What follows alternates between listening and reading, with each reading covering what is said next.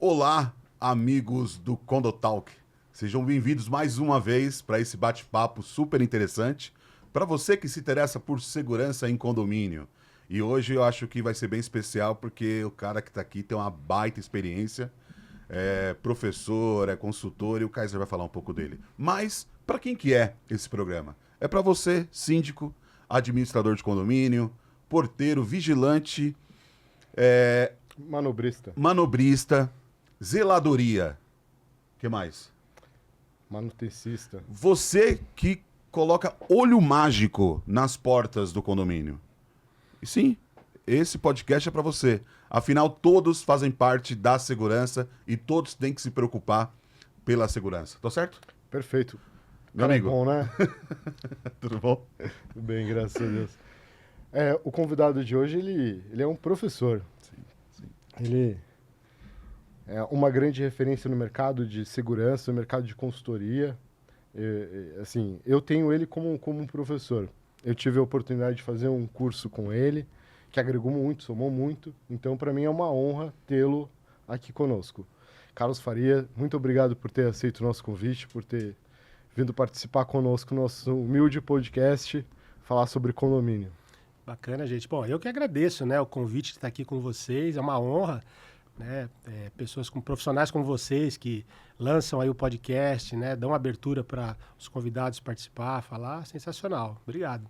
Legal, cara. Nós que agradecemos mesmo, até porque a gente fica aqui na figura no papel de quem está assistindo, né, para tentar fazer perguntas, para tentar puxar o máximo de conhecimento do convidado. Acho que como a gente está entre amigos, o bate-papo vai rolando, então vai ser bem legal. E, cara, você falou que fez o curso com ele, então daqui a pouco a gente fala um pouco mais sobre esse curso. E para você, que é a primeira vez que tá vendo o Carlos Faria, que eu acho bem difícil, mas vamos lá, vamos pela prerrogativa que ninguém conhece ele. Cara, você quer falar um pouquinho sobre você, sobre os seus trabalhos? Da onde veio o Carlos Faria? Legal. Bom, Carlos Faria, ele como muitos, né, profissionais da área de segurança, ele é egresso da Polícia Militar do Estado de São Paulo. Eu fiquei por pouco tempo, né, costumo dizer, mas foram anos bastante intensos. Então eu fiquei durante 5 anos na PM aqui de São Paulo. E aí eu fui picado pelo bichinho da segurança privada, né? É muito comum também policiais, né, paralelamente atuar na segurança privada, então comigo não seria diferente. Mas eu realmente enxerguei naquilo uma oportunidade, assim, me identifiquei muito, né? E depois de 5 anos eu passei a me dedicar exclusivamente à segurança privada. Atuei como gestor em algumas organizações, né? Gosto sempre de dar destaque para o Hospital Israelita Albert Einstein.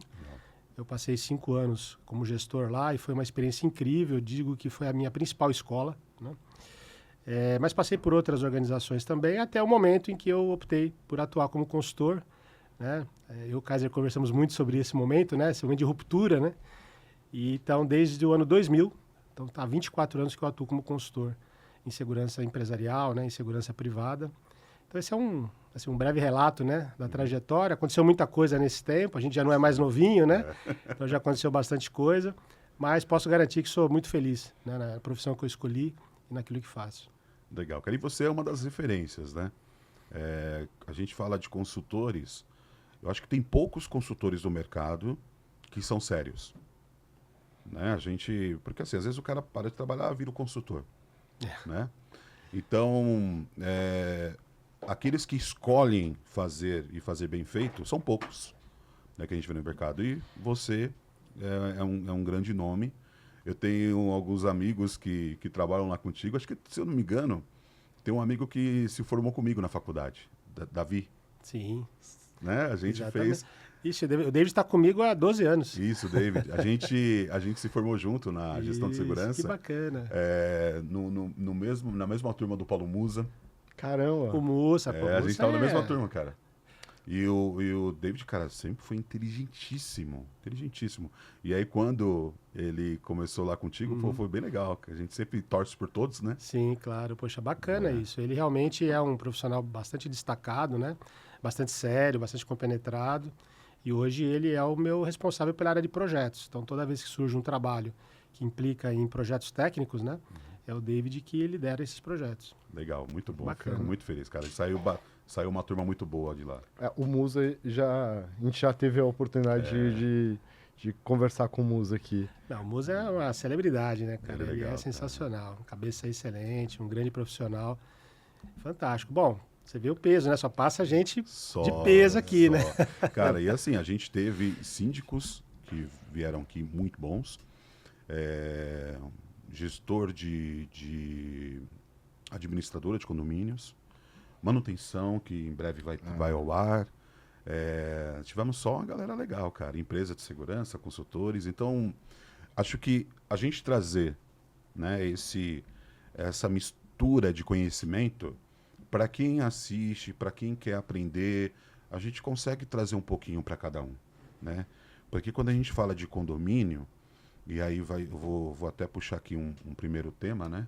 Quando a gente fala de condomínio, ao contrário de uma empresa privada, né? Um hospital, um centro logístico, onde você tem todo um cuidado de quem trabalha.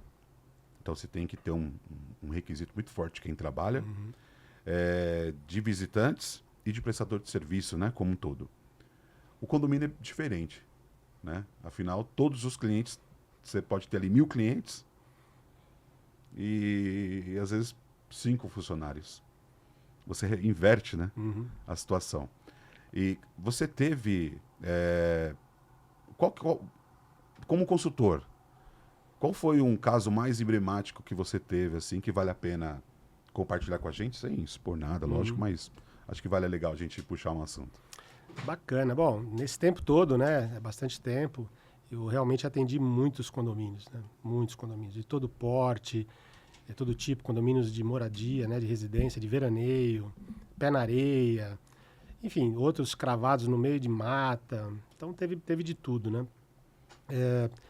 Eu vejo assim, só até antes de entrar em um caso específico, isso que você falou é bem importante das pessoas compreenderem que, eu costumo brincar que o condomínio, ele é mais ou menos como aquelas pessoas que têm crise de identidade, né? Porque apesar dele funcionar como uma empresa, ele não é de fato uma empresa, né? Ele tem uma personalidade jurídica, mas ele não tem ali a busca por lucro, né? Na verdade, a taxa de condomínio é usada para pagar despesas. Então, ele tem toda uma dinâmica ali diferente de uma empresa mercantil, mas ele exige que se trabalhe nele como uma empresa. Ele gerencia contratos, gerencia pessoas, gerencia conflitos, né? Ele exige do administrador, seja ele quem for, que tenha conhecimentos de gestão empresarial. Então, olha que conflito, né? Ao mesmo tempo, eu não sou empresa, mas eu tenho que ser operada como uma empresa, gerida como uma empresa. E esse conflito, ele gera, né, conflitos internos também. Tá? Porque a gente percebe, sendo prestador de serviço, né, que muitas vezes os processos de contratação, não só do consultor, mas de qualquer empresa que forneça, que seja faça parte da cadeia de suprimentos de um condomínio, ela nota nitidamente a diferença, né, de um processo de contratação num condomínio e numa empresa, outra qualquer, enfim, de outro segmento. Então, esse é um primeiro ponto que eu gosto de destacar, porque é uma realidade que todo síndico, todo gestor, né, predial, ele se depara com isso. Às vezes até porque eles vêm do mercado, né? Eu tenho síndicos que eram gerentes de banco, então ele estava acostumado com um método, com toda uma estrutura bancária. De repente ele está síndico de um condomínio, muda tudo, né? Sobre um caso emblemático, assim, eu cheguei a trabalhar para alguns condomínios, né, que entraram em contato com... A maioria, felizmente, entra em contato com a gente, pede nosso trabalho de maneira mais preventiva. Mas não foram poucas as vezes em que a gente é chamado depois de um evento. Né? E ocorreu um caso aqui em São Paulo, de um condomínio numa das regiões ditas região nobre da cidade, e um amigo que me indicou, ele falou, olha, entrou em contato comigo, um pessoal, mas eu não vou fazer esse trabalho e tal, você não quer ir lá atender esse cliente? Eu falei, vamos lá conversar, né? Aí marcou o dia, o horário, coisa e tal, e eu fui. No dia seguinte, quando eu chego para a reunião, tava uma verdadeira guerra dentro do condomínio. Briga lá, aí o porteiro me recebeu, me anunciou, o zelador veio me pegar, eu falei, o que está acontecendo? Falei, é que ontem a gente teve um roubo aqui no prédio. Ou seja, tinha havido um arrastão, ainda na época se fazia esses roubos na modalidade arrastão, né? Então tinha havido um arrastão no prédio, tinham limpado o prédio, tinham ficado 8 horas dentro do prédio, roubando, né? A madrugada inteira, né? Então estava todo mundo super sensível àquela questão e tal, e obviamente acusando o síndico, acusando o administrador, acusando o zelador. Ou seja, era o cenário do inferno, né? E eu falei, o que eu estou fazendo aqui? Né? Porque é o pior momento para você se apresentar para prestar um serviço. Né? E aí, enfim, eu entrei para a reunião, fui anunciado ali pelo síndico e tal, os ânimos não se arrefeceram, né? Muito pelo contrário. Na presença de um especialista, as perguntas dos moradores começaram a ser dirigidas a mim. Do tipo assim, o senhor não acha que deveria aqui ter mais isso ou menos aquilo, coisa e tal? Né? Já me trazendo para o problema, para o conflito. E eu falei, olha, na verdade, né, eu vim aqui para uma reunião, eu não sabia que isso era uma assembleia, né? Então eu conheço muito pouco aqui, entre a portaria e a sala aqui, eu andei por 30 metros, então não conheço nada do condomínio para poder opinar, né? E aí pronto, e aí incendeia mais, enfim, foi muito desagradável isso, né? Mas serviu como uma lição, né? Que é a de procurar saber qual a motivação, nós falamos muito disso, né? Qual a motivação do condomínio em buscar uma consultoria. Porque pode ser casos como esse, né? Assim, um pós-evento, então é preciso que baixe a poeira, né? Que assente a coisa, que haja uma conversa inicial com o síndico, com o conselho, para que então se possa conversar com os moradores, né? Mas esse caso ele tem um de peculiar, ele tem um outro aspecto interessante, que foi o seguinte. Antes do evento, isso ouvindo os moradores ali falando, né? Eles haviam tomado a decisão de colocar algumas câmeras, de colocar mais tecnologia, né? Mais equipamentos e tal, e saíram procurando empresas e chamando empresas para ir fazer visita técnica no prédio para orçar. Sem nenhum critério, sem nenhum projeto, e com acompanhamento apenas do zelador, que a toda hora tinha que deixar os caras sozinhos para ir atender alguma coisa. É a dinâmica de um condomínio, né? E esse roubo ocorreu logo depois desse período, dessas visitas técnicas, que foram várias empresas, e onde umas 3 ou 4 apresentaram propostas e tal.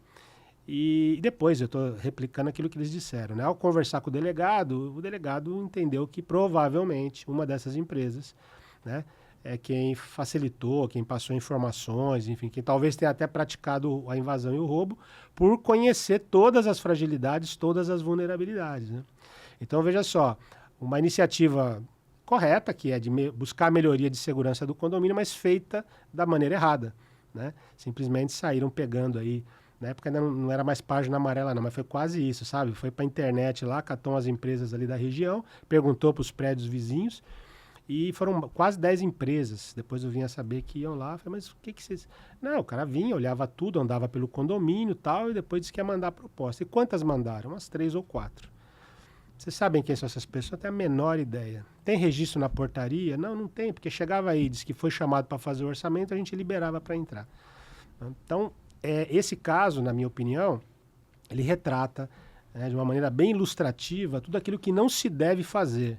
Nem o condomínio na busca de uma tecnologia, de uma solução, e também para os consultores, né, procurarem saber a motivação antes da reunião, exatamente até para saber se pode atender, né, se aquela motivação eu sou capaz, né, de corresponder a ela. Então, esse foi um caso bem, bem peculiar. Um deles, né? Não, se for contar só a história de casa, que acho que a gente vai, ao longo só de consultoria, há mais de 20 anos, imagina o tanto de casa que deve ter. Contar, é verdade, né? O professor Teanes, ele comenta muito que eu acho que é o grande problema na área de segurança e o grande problema na área de consultoria em geral. O cara é consultor de bancário, tem muito da pessoa que é demitida e vira consultor, manda fazer a brincadeira que o Teanes faz, é que manda fazer o cartãozinho e sou consultor. Uhum. E eu não conhecia, mas tem uma associação de consultores, uma associação internacional, né? E o Carlos Faria, ele criou um curso para formar consultores, que eu acho muito louco, porque ele forma o concorrente dele. O cara tem que ser muito seguro de si, muito profissional, confiança na empresa, no seu escritório, né, de consultoria e sua equipe, para formar os concorrentes dele. se puder dar uma explanada aí sobre o seu curso que eu acabei fazendo, então ele me formou, me ajudou a atrapalhar um pouco ele, Formou muito bem, então. Formou muito bem. Na verdade, o Kaiser já é, né, um consultor, ele buscava ali alguma informação adicional, né? Na maior parte dos alunos é dessa maneira. A gente teve aí já 2 edições, vamos lançar a terceira, e é interessante o perfil dos alunos, né? Que realmente é um perfil de alto nível e que, na sua grande maioria, já são gestores ou consultores, mas que estão buscando ali algo que a gente tem condições de oferecer. Né? Por favor, o microfone um pouco mais para...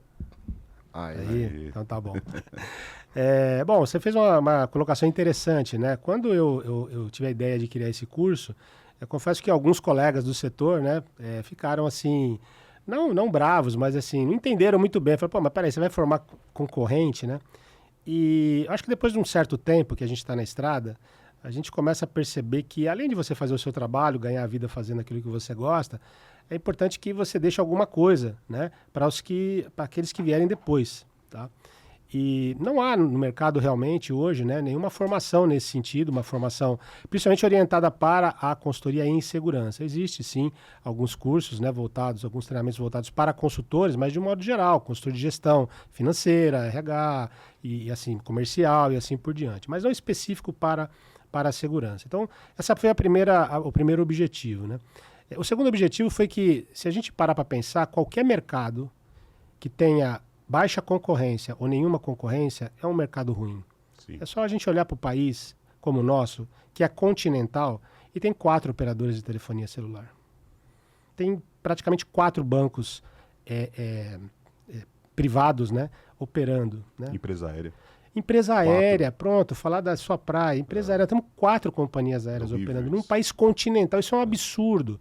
Né? Então, assim, eu falei, poxa, nós precisamos ter mais empresas para subir o nível.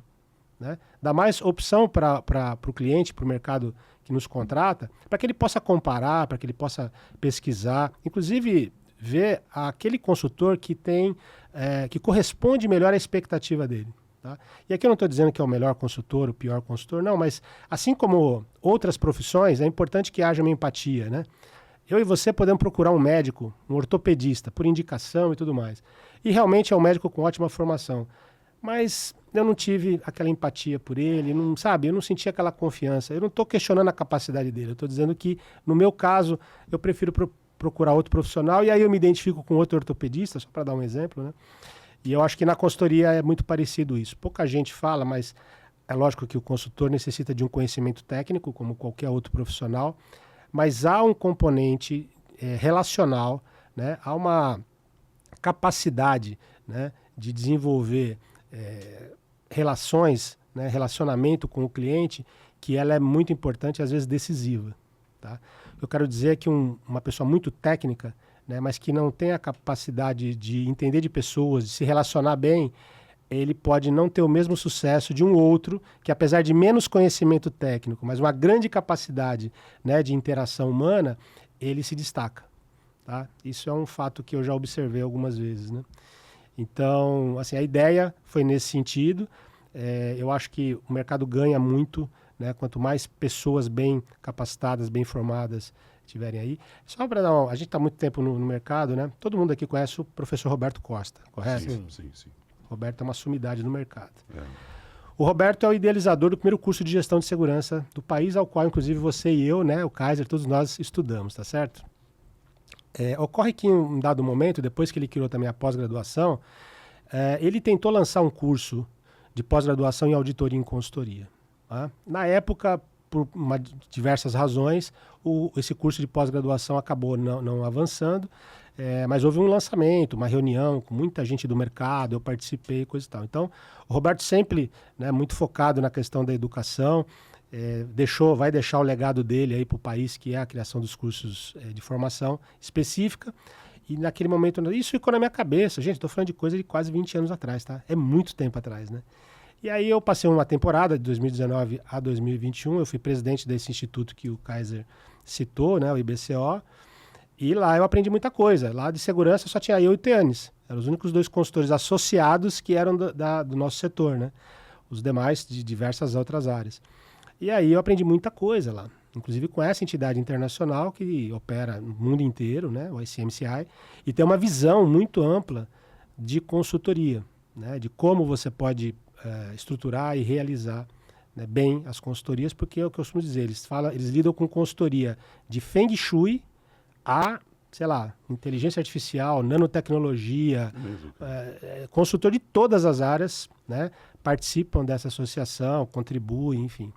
Então, é nessa direção. Quer dizer, a ideia central, né, era esquecer o lado concorrencial e pensar que a gente precisa, né, colaborar com a melhoria da sociedade como um todo. Né? Eu não sei se é muito utopia da minha parte. Se for também não é problema, né? Porque a utopia é o que nos move, né?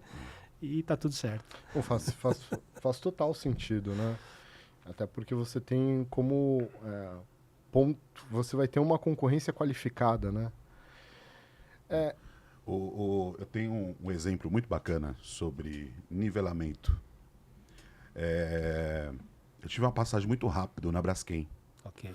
E quando você pisa lá, a primeira coisa que a galera faz é te indicar o livro do Odebrecht para você ler. São 3 livros. Sim.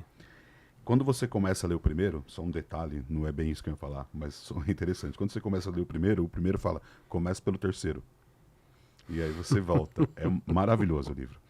E dentro dessas histórias que tem ali no livro e te ensina muito a administração em si, a Odebrecht, eles criaram um sistema de gestão, talvez eu possa usar o termo errado aqui, para alguém que conheça mais, para a Petrobras. Né? E dentro desse modelo de gestão, eles colocam o seguinte: você, para contratar um prestador de serviço, tem esses requisitos, sendo ela prestadora de serviço. Uau. Então, é como se o Carlos Faria escrevesse, para todo mundo contratar um consultor, esses são os requisitos. Aí você pode me chamar, pode chamar o Kaiser, que eu sei que é o mesmo padrão, pode chamar outro. Se for perder, vai ser por causa do quê? Da empatia, vai ser por causa de valores e etc. Mas o padrão, você vai seguir um padrão. Por que a Petrobras sempre foi referência e cresceu muito? Tirando alguns anos para cá, que envolve mais política. Porque, cara, ela sempre teve o melhor. Então, se ela contratasse alguém, 60 mil esse contrato, e a Odebrecht está concorrendo em todos, e ela perdesse, ela ia perder satisfeita. Porque quem entrou lá vai fazer o melhor para o cliente dele também. E isso, você eleva o nível. Então, quando os consultores vão lá, faz o curso do Carlos Faria e vai para o mercado, e a gente precisa fazer o quê agora? Falar para o mercado. Galera, tem um selo, tem um padrão. É mais fácil você vir procurar nesse universo aqui de quem participou do que você ir procurar qualquer um. Você procurar qualquer um é você contratar a empresa de segurança eletrônica que foi fazer a vistoria, que talvez é falsa e só quer informações do seu condomínio. Você contratar qualquer um, talvez é o cara que conheça muito, mas ele não sabe entender as suas necessidades. Ele vai colocar coisas que às vezes você não precisa. Por quê? Porque ele não estudou. Ele não tem um padrão, uma sistemática para cuidar de você. Então, faz todo sentido o que você está fazendo.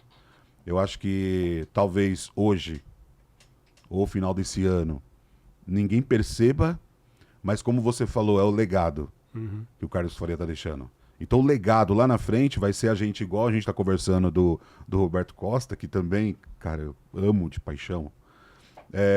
Vai falar assim, olha, lembra Roberto Costa 20 anos atrás, quando fez o curso? Lembro, tá. Daqui 20 anos, lembra quando o Carlos Faria criou o curso?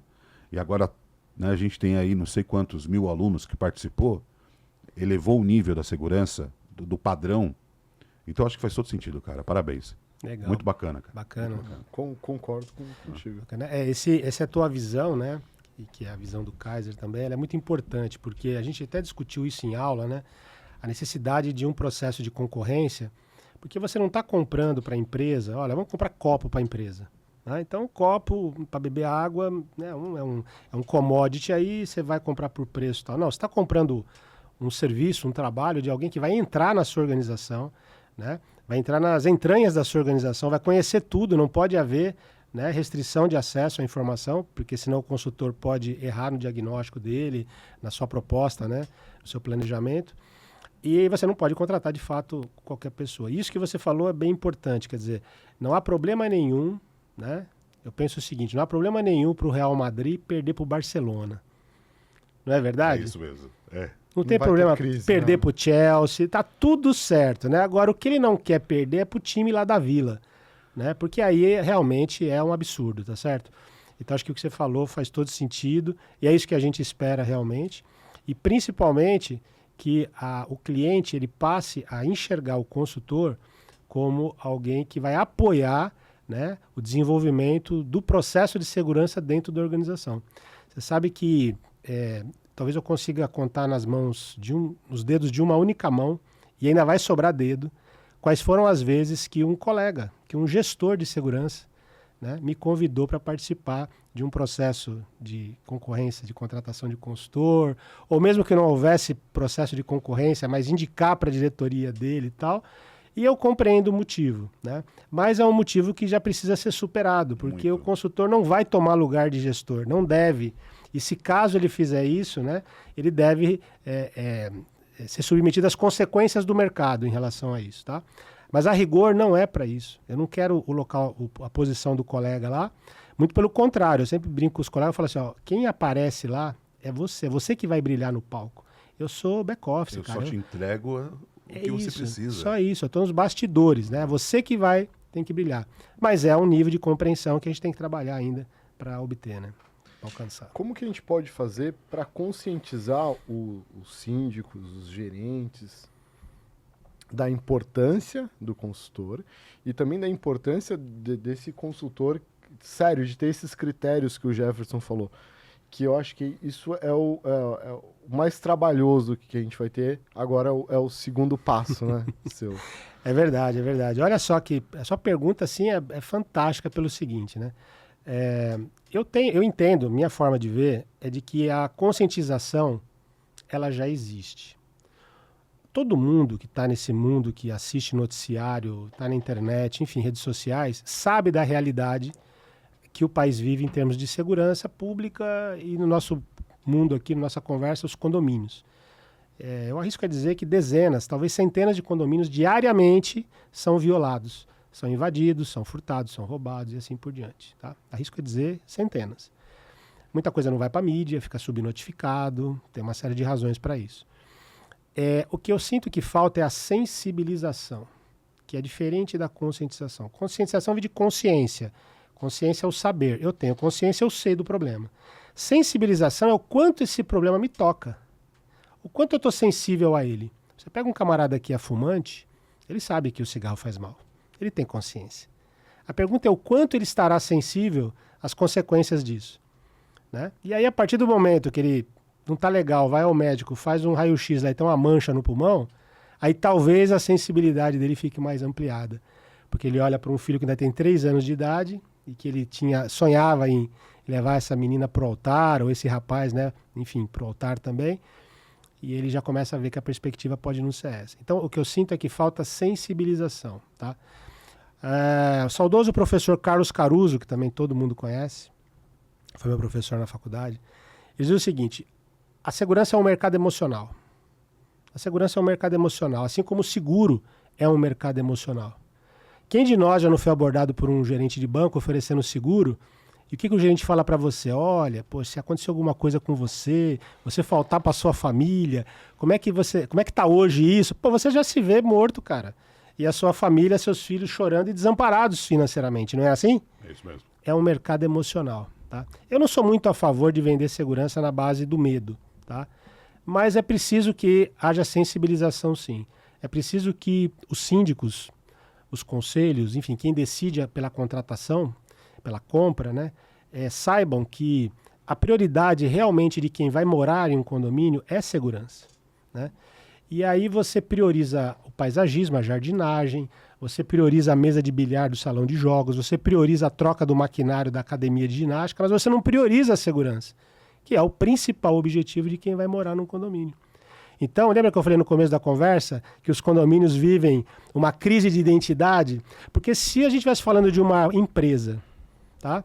E eu dissesse assim, olha, aqui na empresa, para que a gente possa garantir o lucro, ampliar o lucro, nós precisamos investir aqui na área de produção, que se dane os móveis da administração, do escritório, que se dane Mexer no bolso. todo o resto, entendeu? Mas a empresa tá feia, vai pintar o ano que vem. Esse ano aqui nós vamos investir em maquinário para produzir e rentabilizar o negócio. Então por quê? Porque esse é o foco da empresa. Não é ser bonita. Se ela pudesse ser bonita é legal, mas não é ser bonita, né? Então, eu acho que... indo mais objetivamente, a questão da sensibilização é o que mais falta. Todos nós, né, isso é do ser humano, ele tem muito receio de viver no mundo real. Todos nós. Seria impossível se a gente vivesse 24 horas por dia, 7 dias por semana, só na realidade. Todas as pessoas precisam de abstrações. Por isso que streaming, né, Netflix e outros aí dá muito dinheiro e todo mundo assiste, uma série de livros, né, uma série de coisas, porque tudo isso são abstrações da realidade. E muitas vezes o síndico, a equipe, quem decide no condomínio, né, ele, apesar de saber da realidade, ele foge dela. Ele sabe dos problemas, mas ele foge, né, ele prefere não enfrentar. Ele acha que aquilo nunca vai acontecer, mas quando acontece é trágico. Ainda ontem foi noticiado, eu posso falar que foi noticiado, um condomínio no estado do Mato Grosso. Tem lá uma barragem, essa barragem se rompeu, essa água toda inundou o condomínio. É uma catástrofe. Eu não tenho notícia de vítimas, né? Mas a parte material física foi arrasada, foi destruída. Teve que entrar as organizações públicas aí de controle, né? De catástrofes e tudo mais. Enfim, está no noticiário isso aí. Então, só para você ver, né? O quanto isso pode ser danoso. Você perguntou agora no início sobre uma história. Tem um condomínio aqui em Cotia que, por alguma razão geológica lá, o terreno começou a ceder. E algumas casas foram tão comprometidas que tiveram que ser demolidas. Nossa. Olha que loucura isso. Eu falando aqui em Cotia, região metropolitana de São Paulo, né? Condomínio de bom padrão, de médio para alto padrão, mas aconteceu isso. Quer dizer, teve uma interdição no condomínio. Olha, a gente falando de avaliação de riscos, a gama de possibilidades aonde a gente pode chegar, né? Vocês estiveram aqui no programa, né, com o André De Pauli, né, que é um consultor sênior, um profissional renomado também, muito conhecido. E o André fez um estudo junto com outros colegas, né, e passou de 160 riscos possíveis em condomínios. Estamos falando basicamente dos residenciais, né? Então tem muita coisa envolvida aí. E são riscos mapeáveis, né? Mapeáveis, tem histórico, não é uma invenção. Né? Eu vi esse estudo dele e fiquei... Você fica chocado, né? Porque você começa a pensar, e eu como consultor, eu penso que eu estou vendo o máximo possível. Depois, quando eu pego um estudo que eu vejo que tem 160 e tralalá, mais de 160 riscos, com histórico e tal, eu falo, pô, mas peraí, eu só tava vendo a minha lupa ali, só tava com, sei lá, 100, chutando muito alto. E aí eu comecei a ficar preocupado com isso profissionalmente. Falei, caramba, peraí, tem muita coisa que eu não tô vendo. E eu sempre coloco nos meus relatórios como principal risco, porque é um risco que eu desconheço como quantificar isso, e a ISO também, as reuniões da ISO e da BNT, o risco de imagem. Não tem como quantificar isso. O pessoal do banco, o pessoal de seguro sofre com isso, né? Sim. Então eu coloco sempre e sempre eu sou questionado, pô, mas como assim? Eu moro num condomínio residencial, qual o risco de imagem? Eu falo, pô, se tiver um arrastão é que vai desvalorizar o seu imóvel, é simples. Porém, eu sou de Porto Alegre e atualmente teve a catástrofe lá, não parecida, mas próximo que você comentou desse condomínio em Mato Grosso. E tem um risco que eu não imaginava, né? E eu não coloquei isso, mas eu já tenho refletido a respeito, que é o emocional. Quando aconteceu o que aconteceu em Porto Alegre, fora um impacto financeiro e tudo mais, tinha pontos ali que eu tinha, da minha infância, que eu ia com a minha avó e tal, e que não existe mais na cidade, que foi destruído. Uhum. Então você perde algumas referências. E imagina, pô, você tem uma casa da sua família e tal, e do nada você não tem mais a sua casa. Você perde algumas referências históricas e de memória. Isso também acaba sendo algo que a gente tem que ponderar, né? Sim, então, tem muitos riscos que as pessoas não consideram, porque no nosso mercado é mais comum pensar em quê? No clássico, né? Invasão, furto, roubo, né? Intrusão, né? Eu gosto sempre de separar intrusão de invasão, acidentes, desinteligência, agressão, os clássicos, né? Mas quando se espera, o que se espera de um profissional, por exemplo, um consultor, né, de bom nível que vai lá fazer um trabalho? Que ele enxergue o que o cliente não está enxergando. Tá? Esse é o ponto importante. E aí a gente começa a esbarrar em assuntos que são espinhosos e que muitas vezes as pessoas... Eu já ouvi isso, né? A pessoa vai assim, não mexe com isso não mexe com isso aí agora não, porque isso aí é muito complicado. Por exemplo, hoje já se fala abertamente dos problemas que há de violência doméstica, de feminicídio, não é assim? Uhum. Então isso está hoje de maneira mais pública. Mas se você pensar 10 anos atrás, se você mapeasse isso num condomínio, o síndico ia falar para você tirar do relatório. Falou, imagina, aqui é tudo gente de alto nível, imagina se alguém aqui vai ter esse tipo de coisa, espancar a esposa e tal. Cara, de novo aquilo que eu falei, vive numa fantasia. É claro que no alto padrão também existe violência doméstica. É claro que no alto padrão também acontece, né, feminicídio, enfim. Então, essas fantasias. Mas isso que você falou é real e a gente pode, enfim, ampliar isso a muitas coisas. O que eu aprendi, Kaiser, foi o seguinte, quem tem a melhor capacidade de avaliar o quanto a insegurança ou uma ocorrência, um acidente, uma catástrofe pode impactar na valorização do condomínio são corretores de imóveis. Bons corretores de imóveis, né, são capazes de fazer uma avaliação e dizer assim, olha, o metro quadrado nesse condomínio, que era super valorizado, ele caiu em função de um incidente ou de uma série de incidentes, porque às vezes não é um, né? Um é o que vem na mídia. Na verdade, quando você vai ver o histórico, aquilo já tinha acontecido antes e tal. E esse condomínio vem desvalorizando. Tá? Eu aprendi isso num cliente no Paraná, né? Eu trabalho bastante no Paraná, e havia um cliente há um cliente, na verdade, eu estou com esse cliente há 12 anos, e eu fui contratado para fazer uma avaliação inicial e realmente estava derrubado. Mas não era só a segurança, não. O condomínio todo estava derrubado, né? E estava muito desvalorizado. E aí houve todo um esforço dos proprietários, das diretorias, né?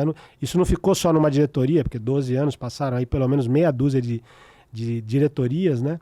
E hoje é um dos condomínios mais valorizados da cidade. Não só pela segurança, também pela segurança, mas por tudo que foi feito. Porque mudou o paradigma. Consciência todos tinham, mas não estava sensível ao problema. Quando o cara ia vender o lote dele, a casa dele, ele viu quanto aquilo tinha impactado. Ele falou, gente, tem que mudar isso aqui. Né? E hoje é um dos metros quadrados mais valorizados daquela cidade. Então, a dica é ter como parceiro um corretor de imóveis, né? É o cara, logicamente, bom de mercado, que é capaz de fazer uma pesquisa, ele compara com outros empreendimentos com as mesmas características, a mesma região, ele fala, ó, aqui está vendendo por 2 milhões. Aqui com vocês, se você conseguir pegar 1.200, se dê por satisfeito. Como assim, cara? Vou perder 800 mil na venda? Porque o histórico desse condomínio é muito ruim. E não é só o histórico de ocorrências, é o histórico também dos problemas de relacionamento dentro do condomínio, né? Isso também conta. Isso é análise de risco também. Porque quando há alta tolerância com comportamentos indevidos, isso se torna um hábito e esse hábito vai impactar na valorização imobiliária. Porque eu não vou levar a minha família para morar num lugar que, apesar de ter casas maravilhosas, ser bonito, né, é pior do que um cortiço da Baixada do Glicério aqui em São Paulo, né? Para quem nos assiste não é de São Paulo, né? O Glicério aqui, infelizmente, é um bairro muito antigo de São Paulo, né? Que se degradou, enfim. Está abandonado. Estou atendendo atualmente um condomínio em Alphaville. Esses condomínios clube que são várias torres e tal, e não é um padrão de médio para alto, né? E um casal se separou. O cara alugou um outro apartamento em outra torre do mesmo lado, só que em andares diferentes, porque aí também ia ser muita sorte do cara. E olha o problema de segurança que eles estão enfrentando. O cara agora fica na sacada de roupão, bebendo, xingando a ex-mulher dele, de vários nomes. E aí, o pessoal do condomínio e a ex-esposa reclama que a segurança não tá fazendo a parte dele. O cara da segurança fala, olha, eu faço o meu limite, tá dentro da casa, eu não posso. E aí resolveram contratar uma consultoria para ver o que a segurança pode fazer e o que a segurança não pode. E eu comentei isso com o gerente condominial lá. Falei, cara, o problema foi que quando tem alguma briga, quando tem algum som alto, vocês vão lá e só avisam pro cara, só avisa pro cara, só avisa. Nunca colocaram alguma multa. E foi esse limite de tolerância, exatamente isso que o senhor falou, foi esticando, né? E hoje o cara se sente à vontade de ficar na sacada xingando a ex-mulher. Exatamente.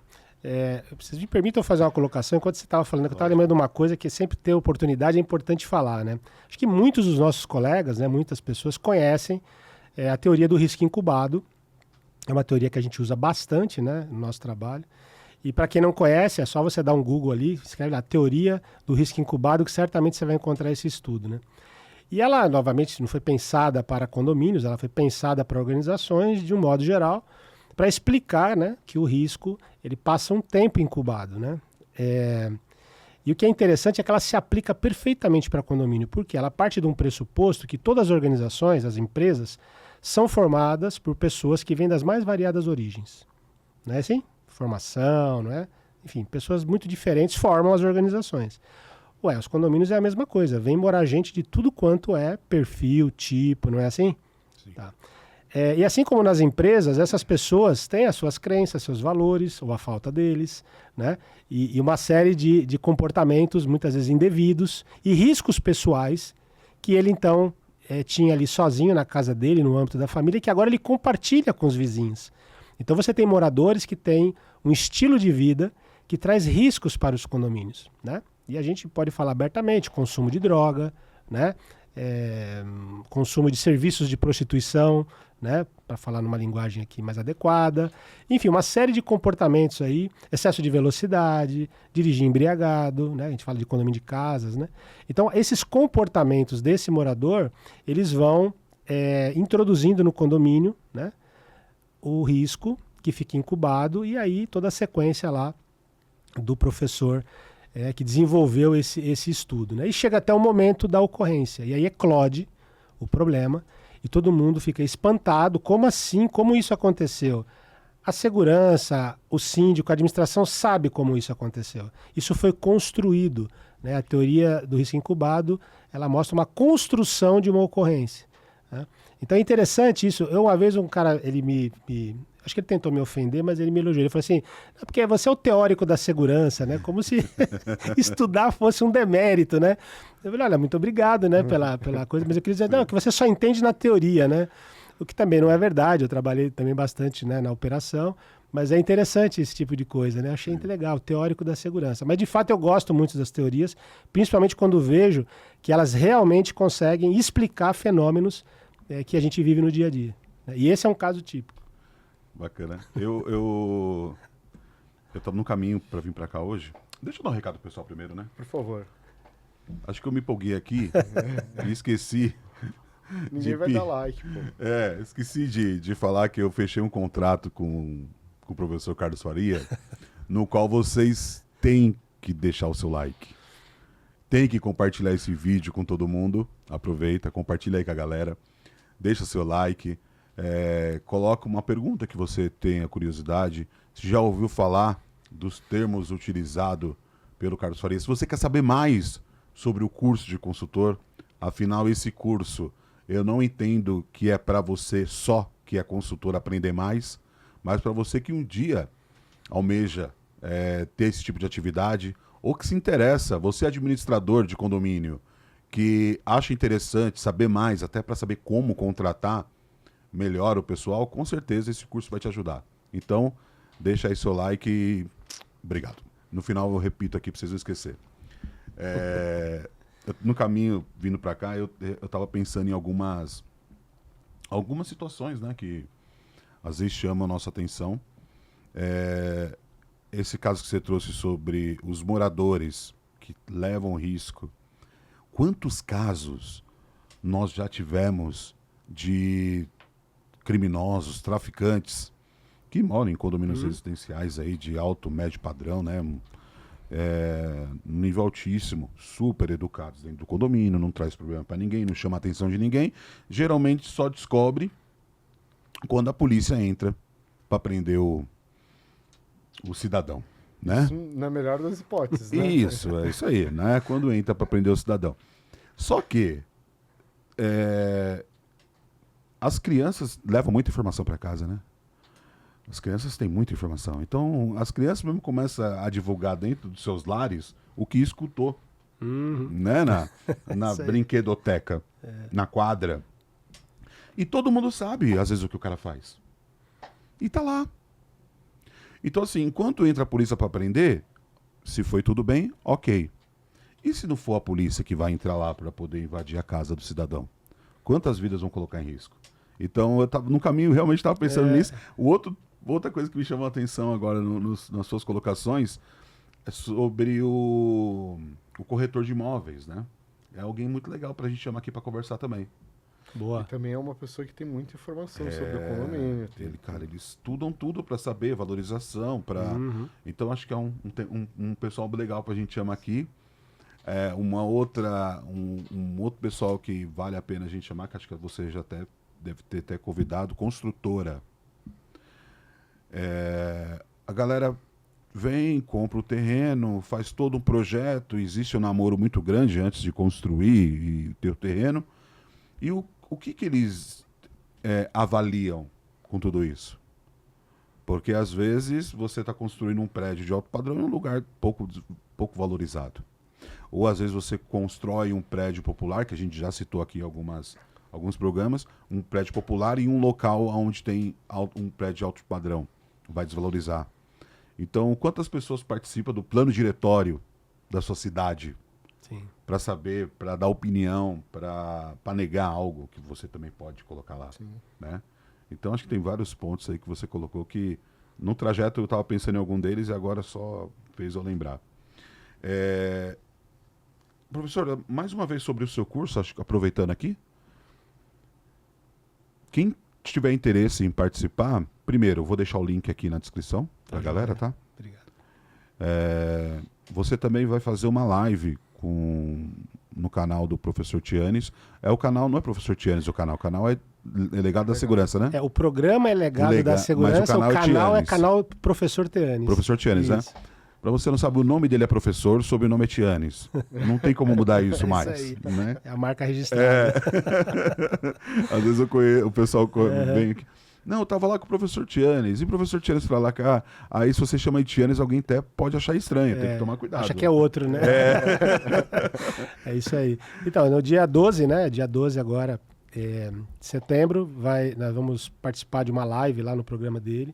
A ideia é fazer uma mini aula, né, do curso, para que o pessoal possa ver como que é a didática, a dinâmica, né? A gente vai fazer uma abordagem de um dos pontos que é bem importante, que são as competências necessárias para um consultor. Né? Isso é fruto de estudo, não é uma ideia minha, né? É um material que eu trouxe lá do ICMCI. Quais são as competências, né, que no mundo se reconhece serem adequadas, apropriadas para atuar como consultor. Tá? Então, no dia 12, às 21 horas, né, que é o costume, o padrão do programa dele, a gente vai estar lá falando sobre isso. Eu sempre gosto de divulgar o meu perfil no LinkedIn, é a rede que eu mais uso, né? Eu também tenho Instagram e tal, mas Sim. O LinkedIn eu tenho um carinho especial pelo LinkedIn, né? É só escrever lá Carlos Faria Consultor, é muito simples, vai me achar, tá? E lá a gente está divulgando não só esse material, eu procuro escrever artigos também com certa regularidade, né? Que eu entendo que pode contribuir também com os colegas. Tem sido legal o retorno, né? O pessoal gosta desses artigos. Então é todo um trabalho que a gente procura fazer. Né? Obrigado aí pela oportunidade de falar sobre o curso. Como você bem disse, o curso ele é sim para consultores que já estão no mercado, né? Mas é também para aquele que tem o desejo, né, e de se preparar, né, para que ele possa ingressar nesse mercado. Muita gente como eu teve pouco preparo. Foi tentativa e erro, canelada, cotovelada, né, aquela coisa toda. E que é isso que eu também procuro levar para o curso, né? Contar para o pessoal todos os erros que eu cometi, todas as falhas, né? Porque ninguém precisa errar do mesmo jeito, né? Vamos cometer erros novos, não é assim? Então, se você já sabe que esse caminho não dá certo, não trilha ele, porque isso aqui já vai dar ruim. Então, a gente procura levar isso também. Mas para todo aquele profissional que, imagina, olha, eu gostaria de atuar como consultor, eu pretendo ter um planejamento de fazer uma transição de carreira, eu acho que é uma oportunidade, né, de ouvir algo que é dirigido para a segurança empresarial, né? Volto a dizer, tem outros cursos, mas que tratam mais de consultoria financeira, recursos humanos, logística e tudo mais, que são igualmente importantes, mas que vão estender esse caminho um pouco mais. O que a gente procura é ser objetivo, né? Falar, olha, é segurança que a gente está falando, risco, né? E esse aqui são as ferramentas, né? As estruturas que você pode utilizar que vão funcionar bem, né? Enfim, eu sou muito falante, né? Acabei atrapalhando você. Imagina, cara, você respondeu. Eu gosto muito de falar. Você respondeu, cara. Aproveita então, já que você está falante. Você falou falante. Eu tinha um amigo que ele... muito formal, né? E aí, quando você fazia alguma gracinha, alguma brincadeira, ele é um brincante. Eu adoro essa palavra, cara. Um brincante, eu adoro essa. É um brincante. Eu falei, meu Deus. Eu juro, quando eu escutei pela primeira vez, eu fui pesquisar. É um termo correto se usar? Sim, é um correto. Então, como estamos juntos de pessoas falantes aqui, para quem... A gente fala muito para o administrador, para o síndico. Só que eu lembro que quando eu tive alguns casos nos aeroportos, né? A primeira coisa que a mídia vem pedir é sugestões de segurança, dicas de segurança. E a minha primeira entrevista, eu fui lá, fiz 10 dicas de segurança, aquilo rodou. Você deu entrevista para um, roda para todas, né? Que elas vão lá e copiam a fonte. Tá, tudo bem, a ideia foi essa, é dar dicas de segurança. Mas a gente também sempre chega para o consultor e fala, cara, o que a gente pode dar como sugestões para os moradores que eles possam se prevenir, né, no dia a dia? O que a gente pode sugerir para eles de dica de segurança? Sensacional, a oportunidade de falar isso, né, para quem nos assiste. Eu penso da seguinte forma, eu acho que dicas, né, assim, práticas para moradores e até para os gestores condominiais, felizmente aí a internet tem bastante, né, tem coisa que não tem muito sentido, mas eu vejo que na maioria funciona bem. O que eu quero deixar, né, para quem nos assiste aqui é o seguinte. Ontem, no programa lá do Legado da Segurança, o Ricardo Tadeu foi lá falar sobre as mudanças, a nova portaria, né, a mudança na legislação de segurança e coisa e tal. E ainda paira muita discussão a respeito de que mas o vigilante, o porteiro não pode fazer serviço de vigilante, e porque o mercado inventa o controlador de acesso e tem o vigia, não é assim? Existe essa coisa, e o que eu acho que realmente tem que ter cada coisa no seu lugar, né? Mas tem um ponto aí que eu vejo que o pessoal não está se atendo e eu acho importante, que é o seguinte. Vamos esquecer agora a legislação, Polícia Federal, se é vigilante, se é vigia. Vamos esquecer isso por um instante e pensar no seguinte. O processo de segurança de um condomínio, ele tem vários partícipes aí, né? Assim como o teu colega, ela veio trazer palavra difícil aí, né? Participantes, partícipes, tá? Que são aqueles que têm a obrigação, o dever de atuar na segurança, né? Seja o caso do síndico, que é o responsável, seja a empresa de segurança, o porteiro, enfim, esse pessoal tem o dever. Mas tem também a parte do morador e das empregadas e empregados do morador e dos visitantes do morador e dos prestadores de serviço de modo geral do condomínio. Ou seja, no meu entendimento, todas essas pessoas participam do processo de segurança. Independente de cargo, função, se eu sou morador, se eu sou proprietário ou inquilino, sabe que tem condomínio que tem preconceito com inquilino, né? Então, se eu sou morador, se eu sou proprietário, se eu sou inquilino, não importa. O processo de segurança, ele abriga todo mundo.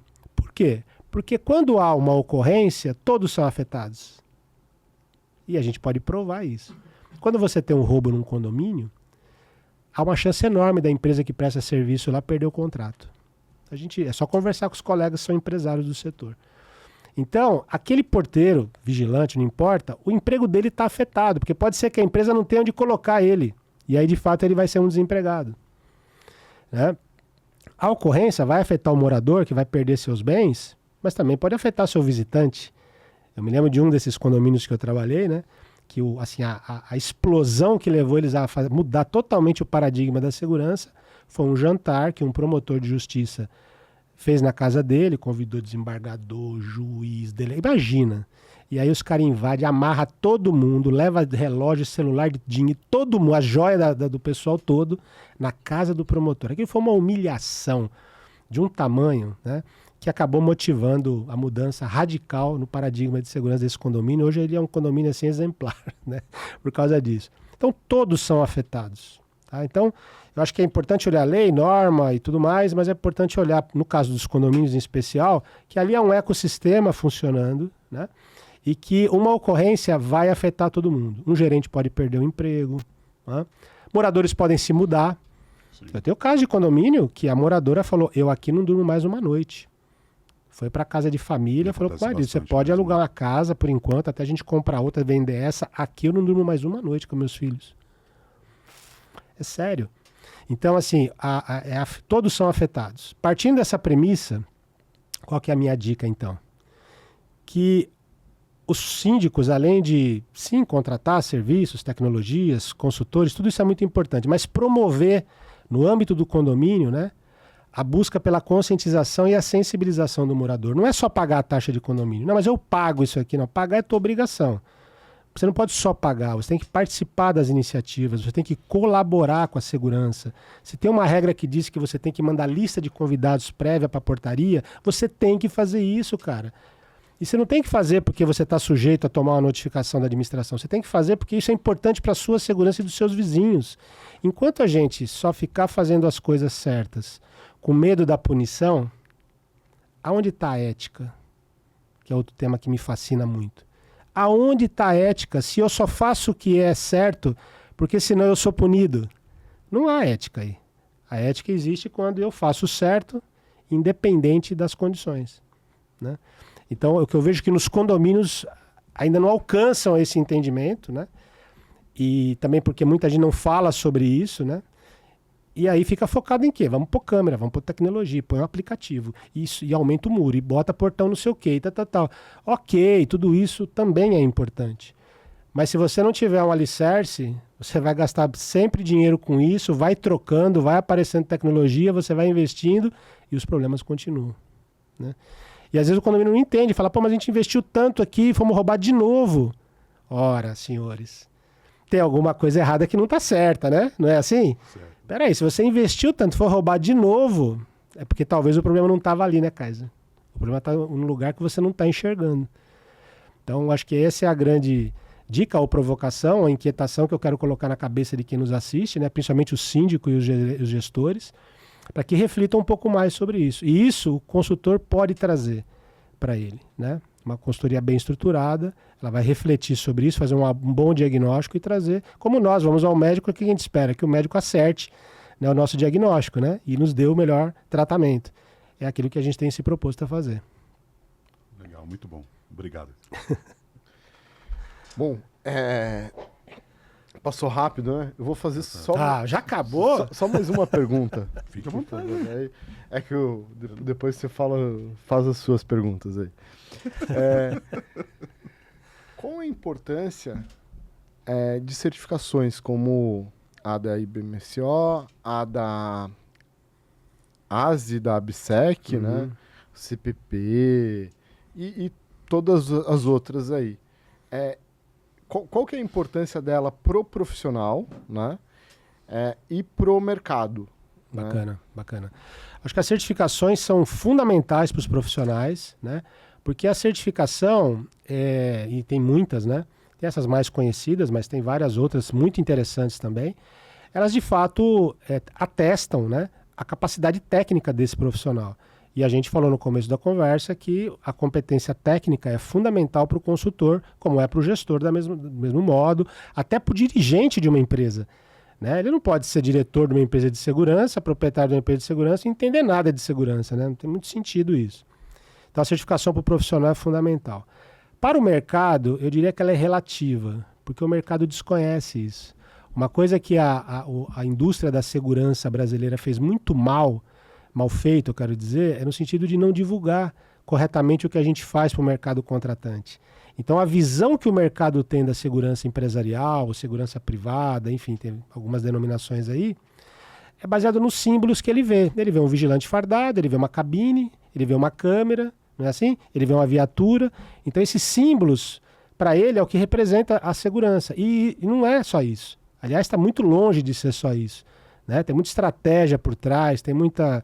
Enfim, então acho que nós temos o mau trabalho de não divulgar corretamente para o mercado. Vou dar um exemplo que todo mundo aí do mercado de segurança conhece. A certificação da ASIS, o CPP. Ela tem outras, mas o CPP foi a primeira e me parece o carro-chefe. Nos Estados Unidos, dificilmente você verá uma vaga disponível para o mercado como gestor de segurança que não exija o CPP. Eu estou falando exija.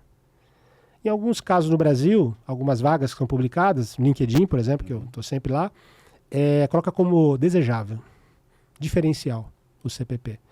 Mas eu nunca vi uma vaga falar da SE, por exemplo. Ou de outras certificações que existem, nacionais e internacionais, entende? Então acho que tem um trabalho a ser feito no sentido de divulgar para as empresas de que sim, um profissional certificado, ele tem nem que seja uma vírgula a mais, né?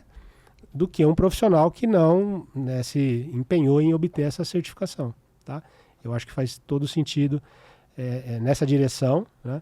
Mas acho que o mercado precisa fomentar mais a importância das certificações, porque se você olhar em outros mercados, onde também existem certificações, há uma valorização. Sim. Por exemplo, o mercado financeiro, né? Sobe a régua. O mercado financeiro tem os bancos, eles não podem contratar, tem uma normativa do Bacen, o banco não pode contratar alguém para ser gerente bancário sem as certificações CPA 10, CPA 20, que é uma associação que faz a certificação, uma associação brasileira, porque senão você vai ter um gerente bancário que não vai conhecer as ferramentas do mercado financeiro para atuar. E eu não vejo isso na área de segurança. É uma lacuna que nós temos aí. Acho que, da mesma forma que você falou que os gestores de segurança não contratam consultor para ajudá-lo, esses mesmos gestores estão nas associações. E esses mesmos gestores que escrevem a descrição de cargo para as empresas, né? Sendo para a equipe dele ou deixa lá pronto para depois, quando contratar, falar assim, olha, esse é o padrão, eu saindo daqui ou não, é alguém assim que você vai ter que buscar. Então não adianta a gente fazer parte das associações, a gente buscar certificações, mas a gente mesmo não exige onde a gente está trabalhando. Perfeito. Né? Eu não queria terminar assim triste, não. Vamos terminar com uma coisa mais alegre. Né? Mas a gente está aí nos finalmente. Eu quero agradecer o seu tempo de poder vir aqui bater um papo com a gente. O Kaiser aí que acabou fazendo o convite e que bom que ele conhece tanta gente boa, que ele consegue trazer aqui para conversar com a gente. Obrigado, meu amigo, por mais essa, tá? Carcerias, prazerzaço mesmo. Prazer foi meu. Tá? Sucesso Muito sempre, conta conta sempre com a gente aqui no Condo por Talk. ter vindo. E para você que tá em casa, lembrando, aquele like maroto.